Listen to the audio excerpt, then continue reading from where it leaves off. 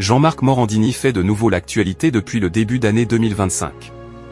Depuis une enquête des Inrocks en 2016, puis des plaintes déposées contre lui, l'animateur de CNews est accusé de harcèlement sexuel, corruption de mineurs et travail dissimulé. Depuis une enquête des Inrocks en 2016, puis des plaintes déposées contre lui, l'animateur de CNews est accusé de harcèlement sexuel, corruption de mineurs et travail dissimulé.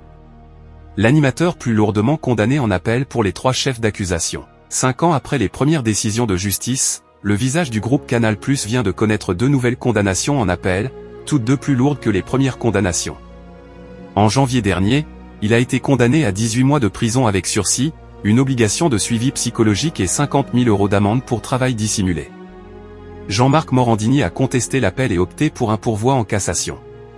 Puis, le 21 mars, la Cour d'appel de Paris l'a une nouvelle fois condamné pour harcèlement sexuel. La peine s'élève à 2 ans de prison avec sursis, une amende de 20 000 € et une interdiction définitive d'exercer une profession en contact avec des mineurs, et maintient l'inscription au fichier judiciaire automatisé des auteurs d'infractions sexuelles ou violentes, FIJAI.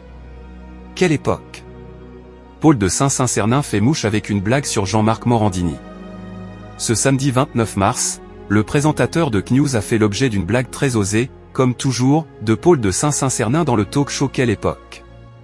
Sur France 2, en deuxième partie de soirée, alors que Léa Salamé recevait Antoine de Caunes, l'animatrice lui a demandé « On va commencer par un conseil beauté, vous faites comment pour ne pas faire 10 ans mais 20 ans de moins que votre âge ?»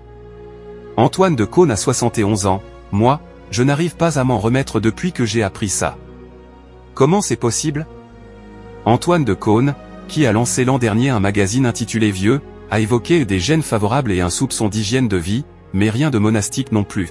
« J'ai une vie. » C'est alors que l'humoriste du programme, assis dans le public, l'a interrompu. « En fait, vous êtes un vieux dans le corps d'un jeune. » Ça vous fait un point commun avec Morandini, je trouve. Très applaudi, la blague a provoqué quelques rires mais surtout des exclamations.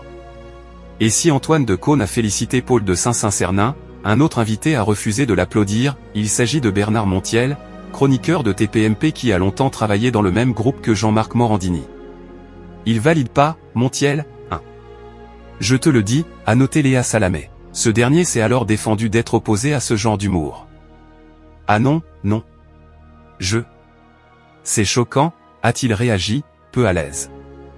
Merci de nous avoir suivis. Si vous n'êtes pas encore abonné, veuillez vous abonner et surtout activer la cloche des notifications pour ne rien rater.